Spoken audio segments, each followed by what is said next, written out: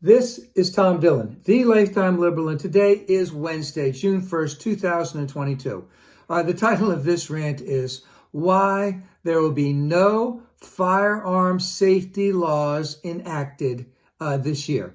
Now, I said in one of my earlier rants, maybe the last one, is that, I really do hope the Democrats promote this as a single issue, firearm safety, and that they get a convincing win in November.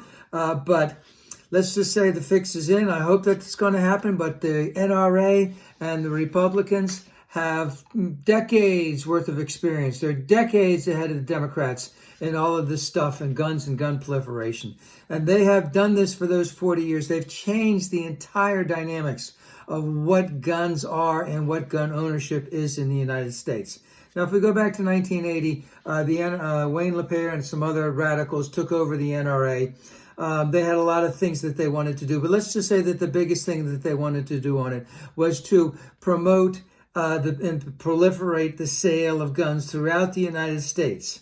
And how did they do this? They bribed the Republicans. They worked with the Republicans. They worked with legislatures. They worked with courts on basically curbing, or let's just say stripping all restrictions that there are for gun ownership and gun sales throughout the United States. And with working with the courts, or however they manipulated the courts with the Republicans, is they truly bastardized the concept of what the Second Amendment is. What we think of the Second Amendment, because of their interpretation of it, is so much radically different than it was before 1980. And we have to go back to that, all right? And let's just also put in there that this whole thing with the NRA and protecting Americans starting in the 1980s has a heaping dose of racism in it also.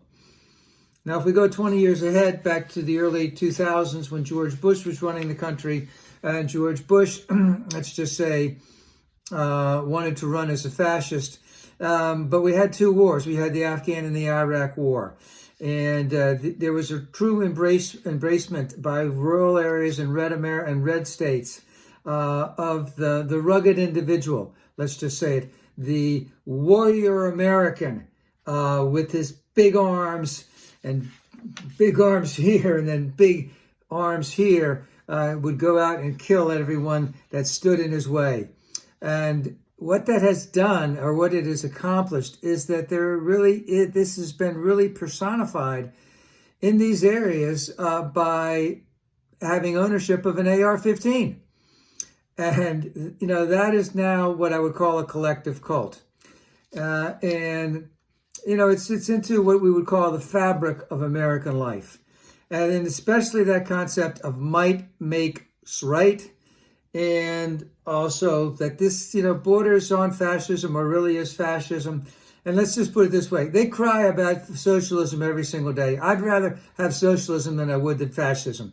Now, I certainly hope that the Dems can really run on this, that they can really get going, but make no doubt that the NRA and the Republicans, who have pushed things so far to the right, will continue. They're not going to back down on this at all. They are going to fight. They're going to be dirty bastards and fight for the continued proliferation of more guns in America, and by doing so, guarantee the continued slaughter of the innocents.